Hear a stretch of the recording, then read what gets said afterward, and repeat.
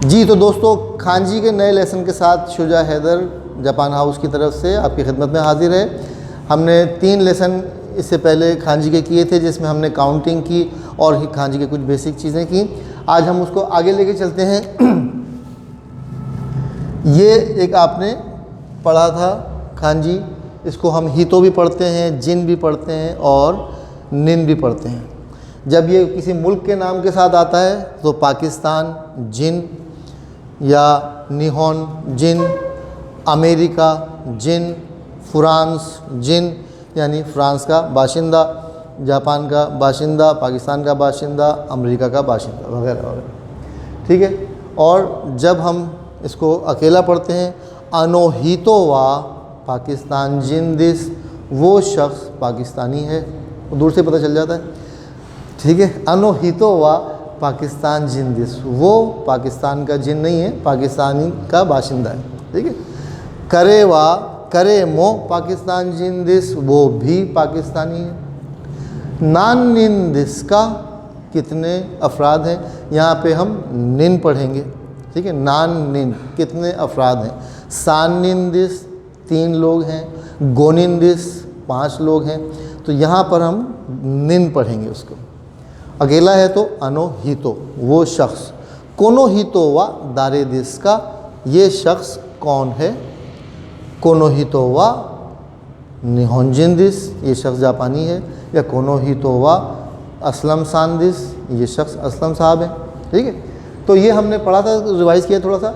इसमें अगर एक लकीर आप ऐसे मार देते हैं तो देखें, हितो बनाया आपने। अगर मैं कहूँ बड़ा तो मैं कहूँगा इतना बड़ा। ठीक है। तो ये इतना बड़ा जो है वो बिल्कुल इसके फिगर में है। इसका मतलब है ओ की। ठीक है।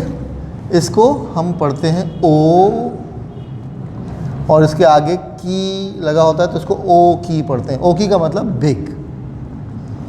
ठीक है। जब ये अकेला होता है या इसके साथ की लिखा होता है तो हम इसको क्या पढ़ते हैं, ओ की। और जब ये किसी और खांजी के साथ मिलता है तो हम इसको दाई भी पढ़ते हैं, और कहीं कहीं ताई भी पढ़ते हैं। ठीक है। तो इसको ओ की भी पढ़ते हैं, इस खांजी को दाई भी पढ़ते हैं और ताई भी पढ़ते हैं। मतलब वही रहता है, बड़ा। जैसा कि मैंने आपको बताया था कि खांजी का मतलब चेंज नहीं होता, थोड़ा बहुत स्लाइटली चेंज होता है, लेकिन उसकी प्रोनाउंसिएशन चेंज होती है, मतलब उसका वही रहता है। चलिए मिसाल लेते हैं। कौन, ये कुर्सी बड़ी है, ये कुर्सी बड़ी है, क्या हो जाएगा, कोनो ईसु वा ओ की दिस। ठीक है। जिसके आगे की लगा हुआ है तो ये ओ पढ़ा जाएगा, ओ की दिस। और आखिर में ई आ रहा है, इसका मतलब है ये ई एडजेक्टिव है। अगर इसका नेगेटिव बनाना होगा, ये कुर्सी बड़ी नहीं है, तो क्या करेंगे आप, कोनो ईसुवा ओ की कुनाई दिस। कोनो ईसुवा ओ की कुनाई दिस। ईसु का मतलब है कुर्सी। ठीक है। अच्छा। अब दाई कहाँ पढ़ा जाता है इसको, ये जनाब आ गया दाई। और एक और खांजी है गाकू की। गाकू का मतलब होता है स्कूल। ठीक है। तो ये हो जाएगा दाई गाकू। ये है दाई और ये है गाकू। दाई गाकू का मतलब है बड़ा स्कूल, यानी बड़ा स्कूल क्या होता है, यूनिवर्सिटी होती है। तो दाई गाकू का मतलब होता है यूनिवर्सिटी। ठीक है। तो एक ही खांजी है, इसको ओ की भी पढ़ते हैं, दाई भी पढ़ते हैं, ताई भी पढ़ते हैं। ठीक है। ताई का भी एक एग्जांपल देता हूँ आपको। ताई हैन, ताई हैन, यहाँ पे इसको ताई पढ़ेंगे बहुत ज़्यादा। हैन का मतलब ऑकवर्ड, ताई हैन। ताई हैन का मतलब होता है ऑकवर्ड, शदीद। क्यों हुआ ताई हैन आज सुई दिस, आज बहुत ज़्यादा गर्मी है। ठीक है। या खाली आप हुआ ताई हैन दिस ने, यानी कि आज बहुत मुश्किल है, आज प्रॉब्लम्स हैं या कुछ भी है। कोनो तो हुआ ताई हैन दिस ने, ये शख्स बहुत मुश्किल है ना। तो ताई हैन जो है वो शदीद के मीनिंग में भी आता है, मुश्किल के मीनिंग में भी आता है। यहाँ पे इसको ताई पढ़ते हैं। ठीक है। तो ताई भी पढ़ते हैं, दाई भी पढ़ते हैं और ओ की भी पढ़ते हैं। ये खांजी हो गई। आगे चलते हैं।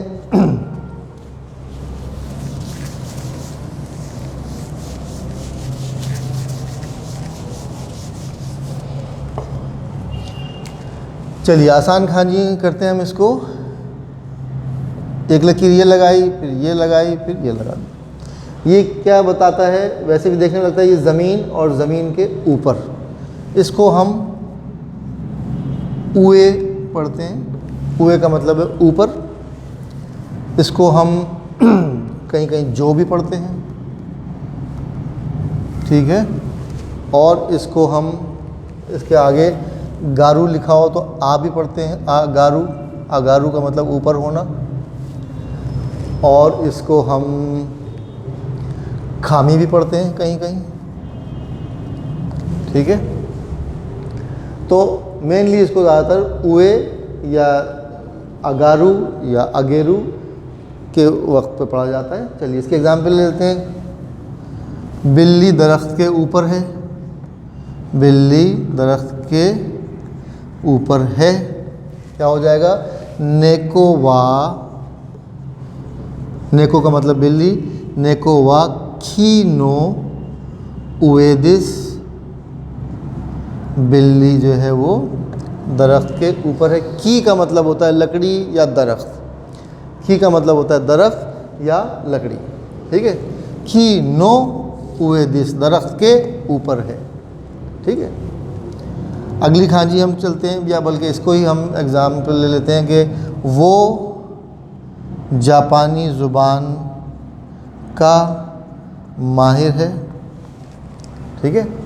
क्या हो जाएगा? करे वा निहोंगो गा जोजू देस। यहाँ पे इसको हम पढ़ेंगे जो और ते को पढ़ेंगे जू, जोजू देस। ये ते की खांजी है, ते का मतलब हाथ, ठीक है। और ये उए की खांजी है, ऊपर हाथ, यानी हाथ ऊपर है आदमी का, इसका मतलब वो इस चीज़ में माहिर है। तो करे वा निहोंगो गा जोजू दिस। करे के बाद वा लगाया है हमने, क्योंकि सब्जेक्ट के बाद हम वा लगाते हैं। निहोंगो जापानी ज़ुबान, गा जोजू दिस। यहाँ पे गा क्यों लगाया है हम नेक्स्ट लेसन में बात करेंगे कि ये एक फॉर्मेट है। करे वा निहोंगो गा जोजू दिस, वो शख्स जापानी ज़ुबान का माहिर है या जापानी ज़ुबान में माहिर है, ठीक है। अच्छा आगे चलते हैं, एक और खांजी करते हैं। ये देखने में पता चल रहा है ये ग्राउंड है और ये इसके नीचे, तो इसको हम पढ़ते हैं शीता। इसको हम शीता भी पढ़ते हैं। अगर इसके आगे रू लगा हो तो कुदा भी पढ़ते हैं, और इसके आगे साई लगा हो तो कुदा साई भी पढ़ते हैं। तो इसको शीता भी पढ़ते हैं, कुदा भी पढ़ते हैं, और कहीं कहीं शीमो भी पढ़ते हैं, ठीक है। मेनली इसको शीता पढ़ते हैं या कुदा पढ़ते हैं। अच्छा जी, कुत्ता दरख्त के नीचे है, क्या हो जाएगा? कुत्ते को कहते हैं इनू। इनू वा खीनो शीता दिस। इनू वा खीनो शीता दिस, कुत्ता दरख्त के नीचे है, ठीक है। खी हम पहले 2 दफ़ा इस्तेमाल कर चुके हैं, तो खी की भी खांजी कर लेते हैं। खी हम इस तरीके से लिखते हैं। इसको, इस खांजी को हम खी भी पढ़ते हैं, इसको मोकू भी पढ़ते हैं, और इसको कहीं कहीं बोकू भी पढ़ते हैं, ठीक है। खी की एग्ज़ाम्पल ये मैंने दे दी, यहाँ इसको हटा के खी लिख लेते हैं। इनुआ खीनो शीता दिस, कुत्ता दरख्त के नीचे है। नेको वा खीनो उएदिस, इसको भी हम चेंज कर लेते हैं, खी की खांजी लिख लेते हैं। खीनो उएदिस, नेको वा खीनो उएदिस, बिल्ली दरख्त के ऊपर है, ठीक है।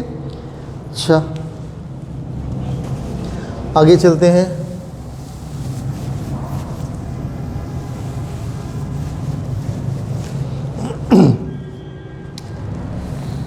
हम पढ़ चुके हैं, इसको हम क्या कहते हैं? खी पढ़ते हैं। इसको हम, अगर इसके आगे यो भी लिखा हो तो हम इसको क्या पढ़ते हैं? मोकू योबी, मोकू योबी। मोकू योबी का मतलब है थर्सडे। मोकू योबी का मतलब है थर्सडे या जुमेरात, या हिंदी में क्या कहते हैं मुझे सब याद नहीं आ रहा। बुधवार के बाद क्या आता है, किसी को पता हो तो मुझे भी प्लीज़ बताइए कि थर्सडे को हिंदी में क्या कहते हैं। मोकुयोबी, यहाँ इसको हम पढ़ेंगे खीयोबी नहीं पढ़ेंगे बल्कि मोकुयोबी पढ़ेंगे। मोकुयोबी का मतलब है थर्सडे, ठीक है। अच्छा, इसी खांजी में अगर हम नीचे एक डैश लगा दें तो ये क्या हो जाता है, हॉर्न, हॉर्न, ठीक है। और इसको मोतो भी पढ़ते हैं कहीं कहीं, ठीक है।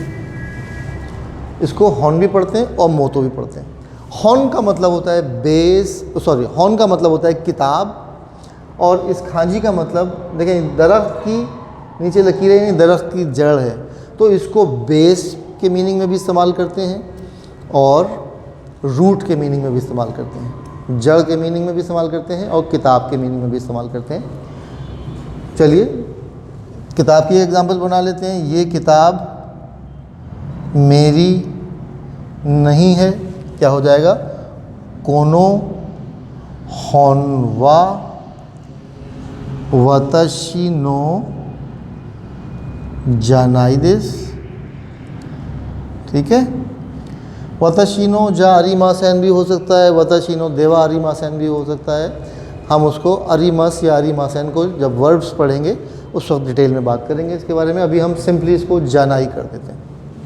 कोनो होनवा वताशीनो जानाइदिस, ये किताब मेरी नहीं, ठीक है। तो ये हॉर्न की खांजी हो गई। अच्छा, जब हॉर्न की खांजी पड़ी है तो हम निहॉन भी पढ़ लेते हैं। ये खांजी है सूरज की, ये जब सूरज निकलता है तो दिन आ जाता है, तो इसको हम ही भी पढ़ते हैं, बी भी पढ़ते हैं, खा भी पढ़ते हैं, जित्सु भी पढ़ते हैं और कुछ और भी पढ़ते हैं, वो भी हम कहीं नीची भी पढ़ते हैं, नी भी पढ़ते हैं और नीची भी पढ़ते हैं, ठीक है। एक ही खांजी को हम बहुत सारे उनके साथ प्रोनाउंसिएशन के साथ इस्तेमाल कर सकते हैं। अब जब इसके साथ हॉर्न लगा होगा तो ये हो जाएगा नी हॉर्न। निहॉन, निहॉन का मतलब जापान। जापान को निहॉन क्यों कहते हैं एक्सप्लेन करता हूँ। इसको निहॉन भी कहते हैं और इसको निप्पॉन भी कह सकते हैं, निप्पॉन भी कह सकते हैं आप, निहॉन या निप्पॉन, ठीक है। अच्छा जी, निहॉन को, जापान को निहॉन क्यों कहते हैं। ये जो है खांजी है सूरज की और ये खांजी है रूट की।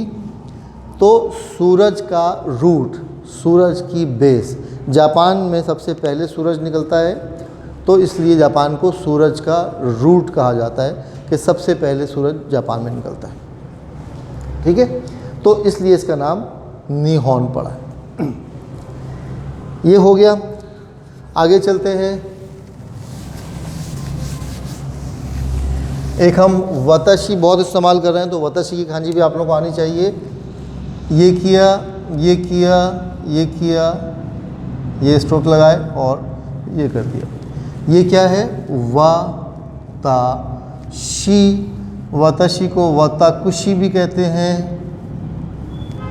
और इस खांजी को कभी कभी कहीं कहीं शी भी पढ़ते हैं, ठीक है।